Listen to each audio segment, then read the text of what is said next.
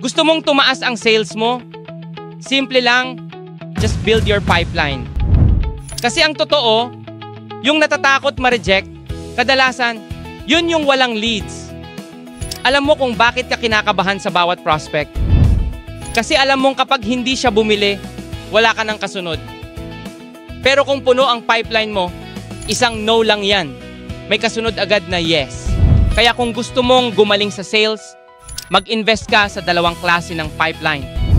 Number 1, paid advertising. Yung nagpo-promote ka gamit Facebook or nag-run ka ng ads. Number 2, organic advertising.